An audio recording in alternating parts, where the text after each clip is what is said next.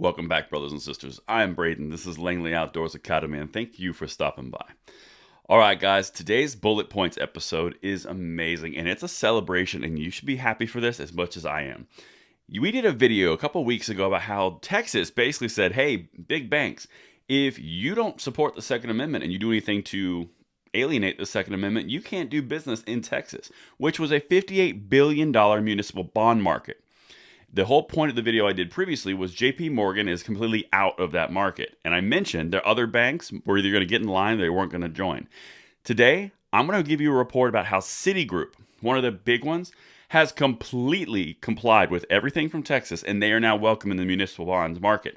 $58 billion without any of their main competition from JP Morgan. This is crucial because the way this works, individuals like yourself put people in the power in the state legislature of Texas. Those people passed a law which then made the banks comply. They became complicit with the rights of the people because you put them in the right place. Let's dive in. I'm going to show you how your actions independently in Texas affected a major multinational banking cartel, to be honest. This is crucial. Let's dive in, and this shows the power of the people. This is incredible. Check it out. It's linked in the description box below. I want to hear from you. All right.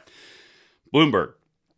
Citigroup Inc. says it's prepared to restart its public finance business in Texas after halting the operations in the wake of a new Republican law in the state that sought to bar it and other banks from such work as punishment for restrictive gun policies. 100% accurate, but they complied. This is a complete referendum on your power. This is incredible. The lender says it's ready to once again underwrite new municipal bond deals sold by Texas issuers, potentially marking a major win after it stopped doing so in September. After being ranked as the biggest underwriter of Texas municipal debt in 2020, New York-based Citigroup has tumbled to 8th place this year. They went from 1 to 8 because they were restrictive on gun policy. Well, they didn't like that too much, so now look what they did. The halt to its Texas public finance business came after a state law went into effect that bars government entities from working with companies that discriminate against firearm entities or trade associations. The bank has made no substantive changes to its gun policy in response to the law, but look what they did do, because Citibank or Citigroup, they didn't come out and flat out say restrictive policies against gun owners like JP Morgan did. They simply said make sure you follow the rules, but they still had to comply the same way. Quote, we elected not to engage in primary market underwriting activity with public sector clients in Texas temporarily while we were working through the certification process, which included submitting a standing letter to the Office of the Attorney General, the bank said in a statement Tuesday through a spokesperson. Texas had these people come to them and say, no, you're going to prove it. You're going to make a letter. You're going to put this on paper. You are going to say that you are not going to discriminate. This is important. Having made the certifications required by the new law, we are now prepared to resume serving issuer clients in Texas, the statement said. They complied. Texas made these people comply before they had any kind of access to their $58 billion in municipal bonds. Imagine if every state in the nation that was conservative leading did this exact same thing. You'd get them in the line real quick. When you put billions of dollars on the line that you're not going to have access to, it's amazing how all of a sudden you align to different rights. Everything we do matters. Citigroup has repeatedly said it can comply with the legislation and that it doesn't discriminate against firearm entities.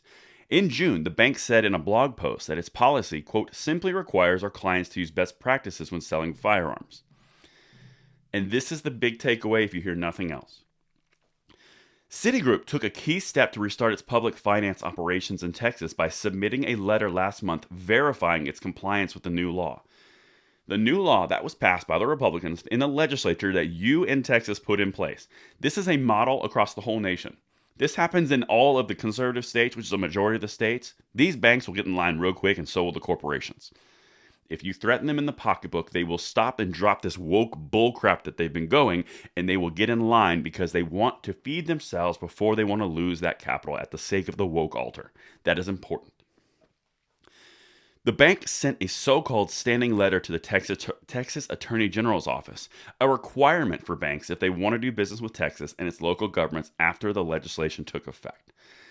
Texas is requiring these banks to get in the door, walk in, say, no, I don't discriminate against these companies. Here's a standing letter of proof that I don't do it. And if I do it, it's going to be revoked.